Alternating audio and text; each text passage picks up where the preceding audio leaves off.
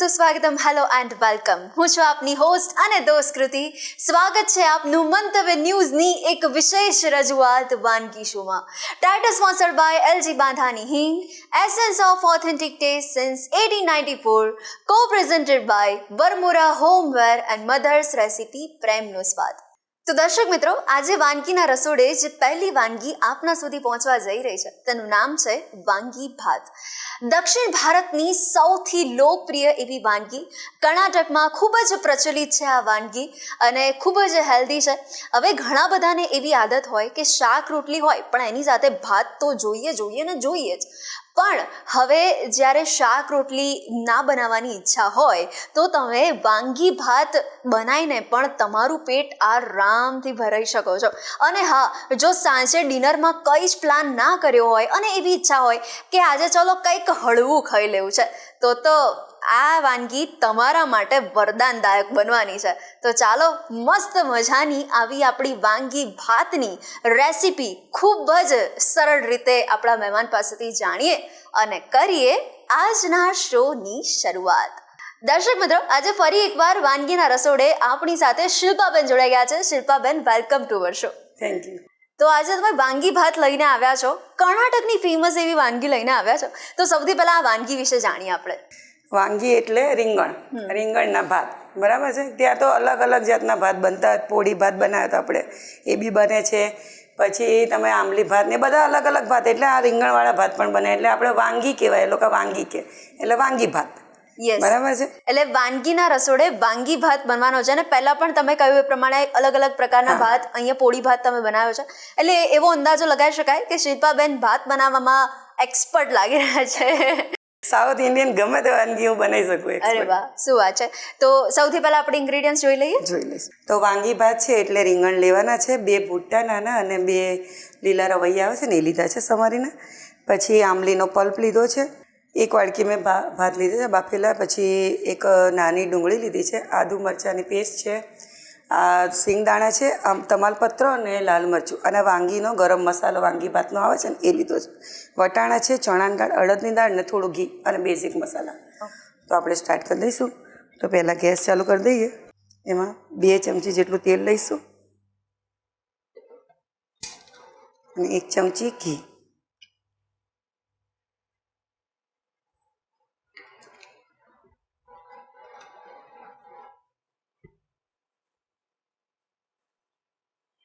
અને 1 ચમચી જીરું.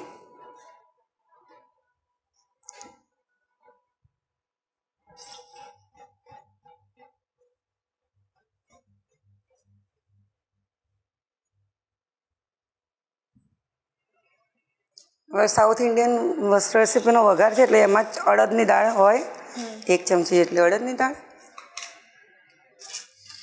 1 ચમચી જેટલી ચણાની દાળ, 1 નંગ તમાલપત્ર અને 1 લાલ મરચું.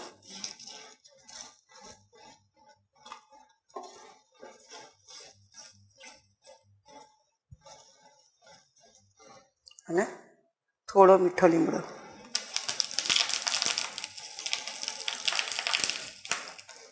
હવે આપણે સિંગદાણા લઈ લેવાના છે.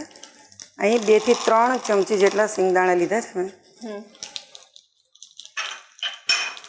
અને 2 ચમચી જેટલા વટાણા.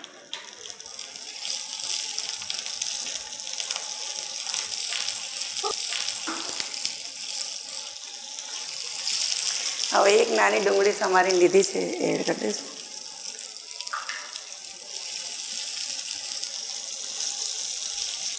હવે જે રીંગણ આપણે સમારીને લીધા છે ને એ એડ કરી દઈશું.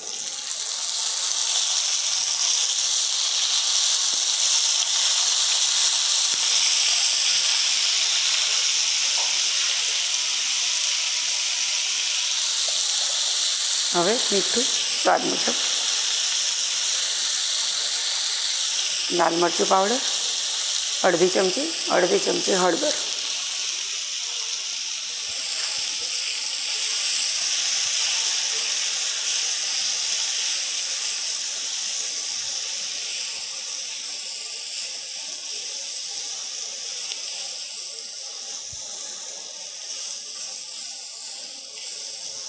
બસ હવે આ રીંગણને આપણે ઢાંકીને 5 થી 7 મિનિટ ચડવા દઈશું. આપણા રીંગણ થોડા પોચા થઈ જાય ત્યાં સુધી.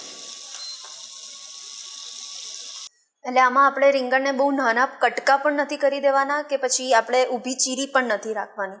ઊભી ચીરી જ કરવાની છે, પણ બહુ ઝીણા કટકા નહીં કરવાના, કારણ કે રીંગણ એકદમ ગળી જશે ને તો દેખાશે જ નહીં. શું છે નાખ્યું એ દેખાશે ને, એટલે થોડા મોટા જ રાખવાના આપણે. તો શિલ્પાબેન, ઘણા બધા પંજાબી ફૂડ લવર્સ હોય, ચાઇનીઝ ફૂડ લવર્સ હોય, પણ મને એવું લાગી રહ્યું છે કે તમે સાઉથ ઇન્ડિયન ફૂડ લવર્સ લાગી રહ્યા છો. ના, મને બહુ જ ભાવે. સાઉથ ઇન્ડિયન ભાવે ને પંજાબી એ બહુ ભાવે છે. અચ્છા. એ બી સરસ બને છે અને આ બી સરસ બને છે. આ તો મારી મમ્મીને એનું બધું શીખવાડેલું છે, અને પંજાબી તો મેં મારી જાતે જોઈને શીખીને બધું શીખ્યું છે ધીરે ધીરે કરીને. અચ્છા. પણ આ તો મારી મમ્મીએ બધું શીખવાડ્યું. સાઉથ ઇન્ડિયન તો બધી વાનગી મારી મમ્મીએ શીખવાડેલી છે. વાહ.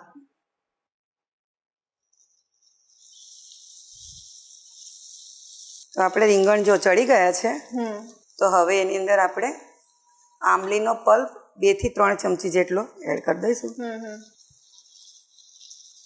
અને આ વાંગી મસાલો છે વાંગી ભાતનો, એ 2 ચમચી જેટલો એ એડ કરી દઈશું.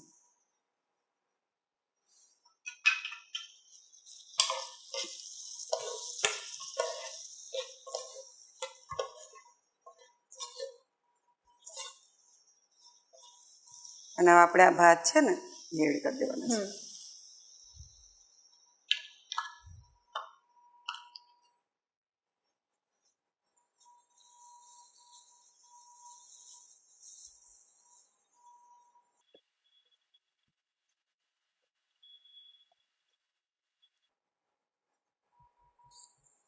આપણે મિક્સ થઈ ગયા છે. હવે થોડી કોથમીર નાખી અને 2 મિનિટ માટે એને મસાલા સાથે ભળવા દઈએ ભાતને. બરાબર છે, ઢાંકી દઈશું. તો આપણે જો થઈ ગયો છે વાનગી ભાત તૈયાર. તો હવે આપણે એને સર્વ કરી દઈશું. ગેસ બંધ કરી દઈએ.